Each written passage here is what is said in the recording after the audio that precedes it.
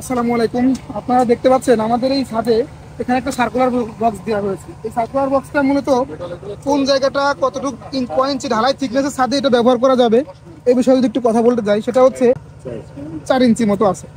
আচ্ছা, আমার এই স্ল্যাব থিকনেসটা হচ্ছে মাত্র 5 ইঞ্চি। এই স্ল্যাবের টপটা হবে 5 ইঞ্চি, অর্থাৎ এই রডের টপটা আছে হচ্ছে আপনার 4.5 ইঞ্চি।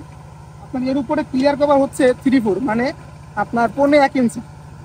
এই 1.25 ইঞ্চি জায়গার মধ্যে, এই 1.25 ইঞ্চির মধ্যেও আবার আপনি দেখেন এই সার্কুলার বক্সটা উঠে গেছে, অর্থাৎ আপনার এই সার্কুলার বক্সের উপরে মাত্র ঢালাই থাকবে কংক্রিট 1/2 ইঞ্চির মতো, বা একটু বেশি থাকতে পারে 100টা। তো এই 1/2 ইঞ্চি জায়গা মূলত যখন আপনি ঢালাই কমপ্লিট হবে, তখন নেক্সট টাইম যদি উপর থেকে কোনো বড় কোনো ভারী কোনো জিনিস পড়ে এর উপরে, এই জায়গাটা ছিদ্র হয়ে যাবে। আর নর্মালি 5 ইঞ্চি স্ল্যাব থিকনেসে এই 4 ইঞ্চি বা 4.5 ইঞ্চি সার্কুলার বক্স দেওয়ার নিয়ম নেই।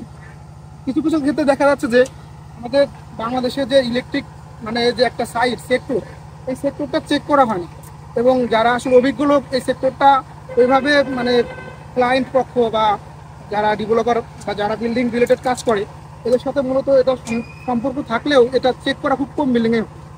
তো এইটা অনেকেই কাজ করে, ভুলগুলো করে, এই ভুলগুলো করা যাবে না। অবশ্যই আপনার ইলেকট্রিক মিস্ত্রি বা যারা ইলেকট্রিক বিশেষজ্ঞ তাদের পরামর্শ নিয়ে এই কাজগুলো করতে হবে।